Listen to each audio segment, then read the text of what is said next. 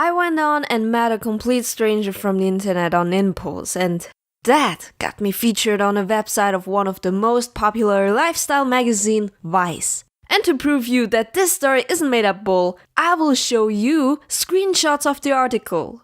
But first comes the intro. Huh? You're still here? I said, but first comes the intro. Hey, Relachi, where are you? Where's my intro? Huh? What? Sorry, I kinda zoned out. Okay, let's go. Cut out this part before... I've been on Tinder here and there, and yeah, it does have the reputation to be a tool for hookups, but you know, as a gay person, it's difficult to find other like-minded people in everyday life. For example, when you're getting coffee at Starbucks to fuel your daily addiction, and you see a new, cute barista, which makes you suddenly turn religious, please Jesus, Buddha, Zeus, Oprah, praying that she is gay, and it turns out she's just a hipster. So, online dating is like our holy grail to get to know people, especially when you're like me and never leave the apartment. One evening, I was lying in bed, swiping away on Tinder, and got matched up with a girl. And that texted me first. Thank you, Oprah. I mean, come on, how often do girls initiate the first conversation on a dating app? And that's the problem. Using a dating app is basically just playing match piling until they swipe to the end of Tinder, or is that just me? I'm not just rambling and being salty here. Okay, I am a bit salty. But I have once switched my options to men on another dating website called OkCupid, and the messages just kept pouring in to the point where I was physically not able to respond to everyone anymore. And a typical problem I noticed was that women seem to be more conditioned to wait for the other to make the first move. Just my subjective observation though. It really depends on whose eyes I'm catching. Generally, if I'm really someone's type, they do chat me up first. Otherwise, I have to be the one to initiate contact. But the people I am the type of are usually weebs and career boosts because I'm Asian. But that girl didn't seem to be either. Her name was Mickey, and she was unlike any other lesbian on the dating website. Because she wasn't one. First, I have to confess to you, I'm not a lesbian. Okay. I work for Noisy, and right now I'm working on an article called The Ultimate Noisy Guide on Clubbing for Austrian Lesbians. And I'm looking for helpful insights. Noisy is a music channel by the popular magazine named Vice. Don't know how exactly The Ultimate Noisy Guide on Clubbing for Austrian Lesbians fits into a music channel, but whatever. Do you think you could help me or answer some questions? That will be great. Okay. So I texted her everything I knew about clubbing, and after the quote-unquote interview, I proposed that we go clubbing at a local lesbian party event to gather some more helpful insights for our article. So I just asked, essentially a complete stranger, to meet me right off the bat. And you may wonder what my thought process was, and it's really simple, there wasn't any. So Mickey, whom I hoped was not an ex-murderer, answered with an invitation to Foglun right away at her place. While I'm writing the script, I realized there's no English word for Foglun. Foglun is a German word which means to drink before a party, as to save money because alcohol is expensive in clubs. So before we head out, everyone brings their respective beverage so we can have a fun time drinking before we go out and have a fun time drinking. We are broke college students and having fun is expensive, okay?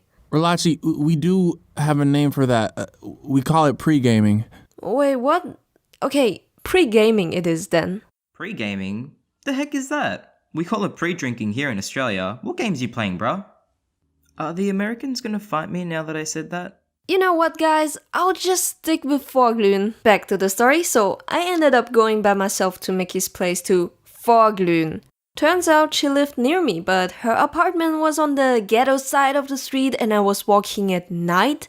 Funny enough, my first concern was that Mickey just invited me, a complete stranger, to her home like, "Girl, you gotta be more careful. I could watch you sleep, eat the last slice of pizza, steal your favorite hoodie, or whatever home invaders do, or... Oh wait, that's what girlfriends do. If only I knew that pain." Call me. But on the way there, I just realized myself. Yo, I have never heard Mickey talk or anything. The news always tell girls like me to be really careful of who we meet online, especially because there recently has been a surplus of catfishing in the lesbian community. Maybe I'm being catfished. We were texting back and forth for only a handful of messages actually, and I just trusted her that she's a 20-year-old female reporter intern from Austria. And now I'm actually entering the apartment of a stranger I met on the internet who claims to be a 20-year-old female reporter intern from Austria. So before ringing the doorbell, I made sure I had a backup plan and texted my friend. I will be at this address now. If I don't text back in an hour, please call the cops. Also delete my browser history. I give this backup plan a 2 out of 10 rating. 30 minutes sounds safer, so it could have been done better. And there was, the door in front of me. My heart rate shot up.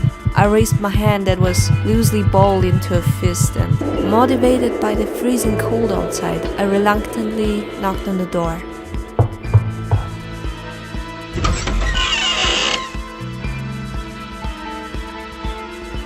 Hey, Anne. Hey, I just realized that I was entering the home of a complete stranger. This was pretty dumb actually, I just hope you guys won't kidnap me. Yeah, that's why I offered you to bring a friend. Oh, I'm stupid.